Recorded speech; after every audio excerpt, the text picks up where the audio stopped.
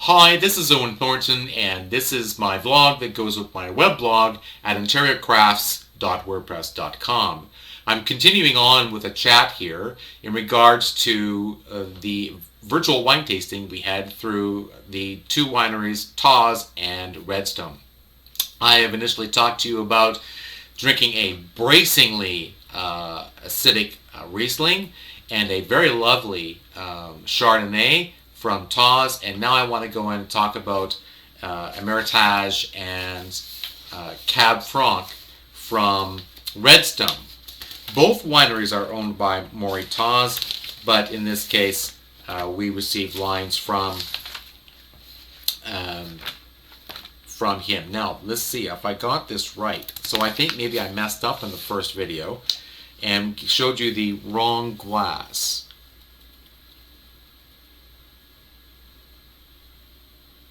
Yes.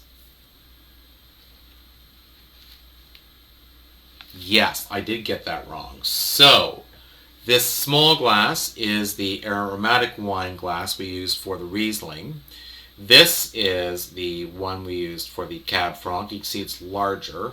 And then we used this one, even larger again, for the Meritage. So I'll explain a little bit more about those wines and those glasses and why we use them in just a moment. Let me go to the Cab Franc. So if this was a 2019 Cab Franc, it was a cool year.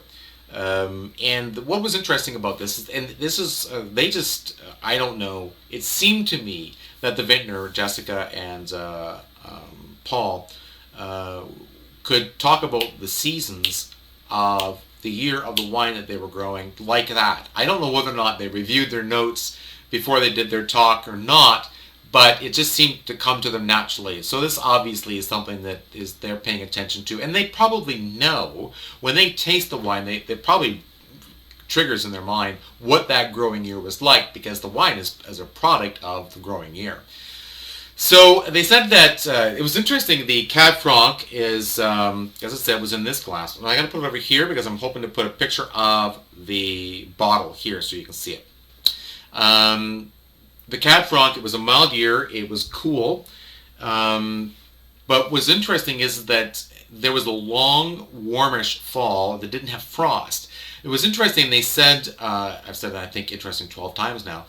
They actually harvested the grapes in November, and there were, by the time they got there and they allowed the season to stretch out that long to get the Cab Franc as many days of maturation as possible, the leaves were actually already gone from the vines. So that's how late in the year they harvested the Cab Franc to make this. This Cab Franc was very lovely. Let's see what kind of notes this said.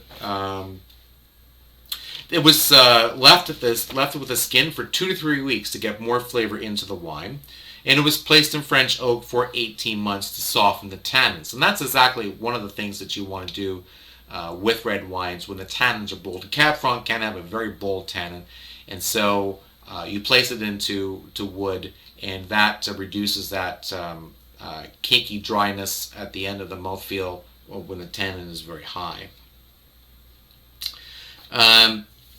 This had a lot of aroma, dark plum, notes of pepper wafted past nose, also high acidity with this wine, and it was also well balanced, I thought.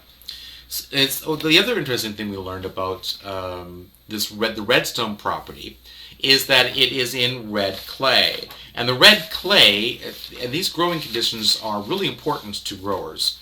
The red clay holds the heat from the summer and keeps the roots of the vines warmer longer, and that also helps to stretch out the season. So these kinds of things, these kinds of growing conditions, we might call them tricks of the trade. Obviously they're not tricks, they're well known to them. I know I've seen pictures of vineyards in France, and you wouldn't know how they would get the vines in the ground because it is round rocks, big pieces of rocks all over the place.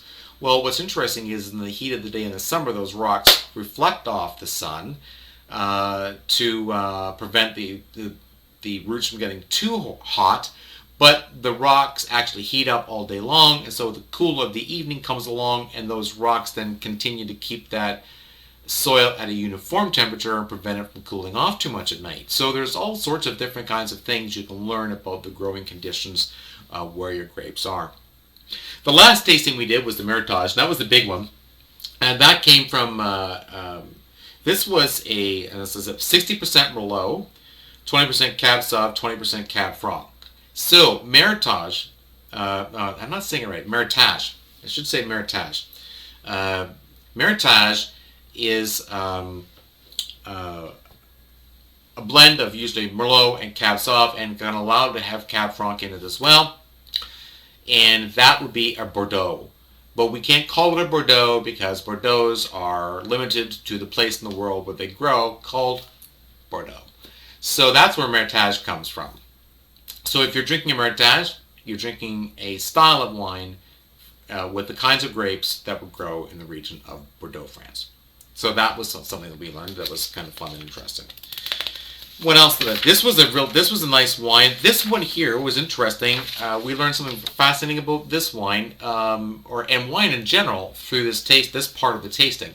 They thought that the growers thought that this wine could actually be cellared for 10 to 12 years.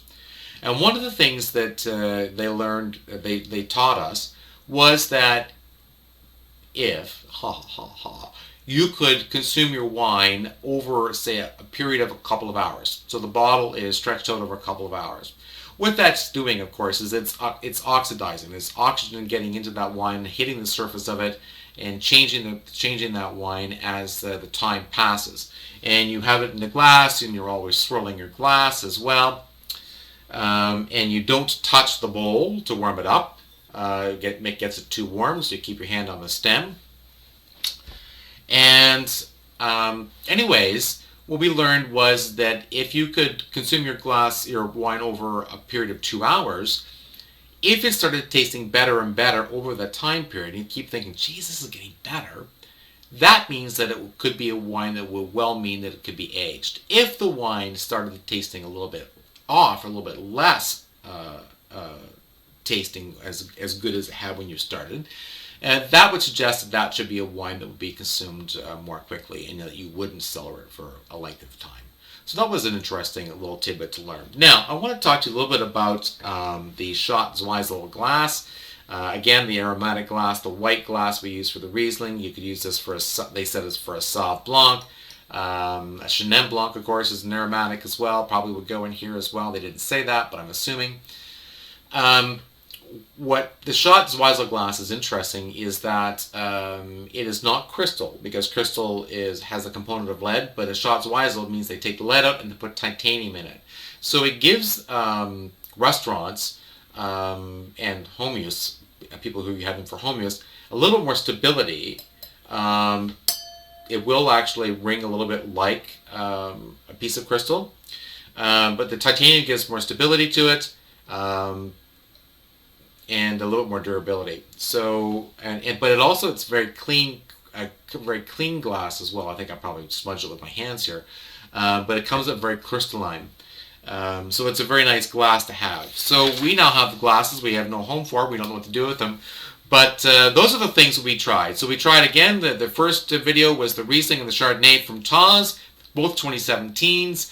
We tried the Cab Franc and the Meritage from Redstone. We enjoyed ourselves immensely. I encourage any one of you, if you ever want to try to do an online tasting and you have a little bit of computer savvy, a little bit of comfort with Zoom chats, many of us now because of COVID-19 are having all sorts of experience with that kind of thing. This was a really worthwhile endeavor. Really enjoyed ourselves. Informational, how the wine was grown, what kind of conditions it was grown in, how it was made, the tasting itself. We put each wine into a plain plastic glass and tried it out of that for a little recip or two, and it was never as good as it was in the wine that was into the glass it was intended to come from. So I encourage you to try drinking wines from different glasses, and I encourage you to, when COVID-19 restrictions are lifted, to go to Tawse and Redstone. Perhaps order online if you want to. Great producer of wine, and you will not be disappointed. Thank you very much for your time. This has been Owen Thornton for Ontario Crafts at WordPress.com, and we look forward to talking with you soon. I know that in my video a couple of days ago, I said that we would be talking about Railway City beer, and we had talked about that, and I was going to talk about Picard's Peanuts and Shaw's Ice Cream. I have postponed those two blogs because I thought this was a more newsworthy blog post to do, and I also wanted to do the video with it as well while the iron was hot and I could remember all the things that we had done during the tasting. So I will show you the post on Picard's and Shaw's upcoming. Promise you I would do that, and I will do that in the next a week or so. Thank you very much. Have a great day. This is Owen Thornton. Bye for now.